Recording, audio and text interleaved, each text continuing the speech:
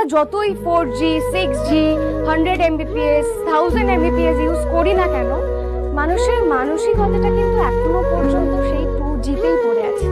মানুষ ডিভোর্স শুনলেই সঙ্গে সঙ্গে মেয়েদেরকে ব্লেম করে দেয়।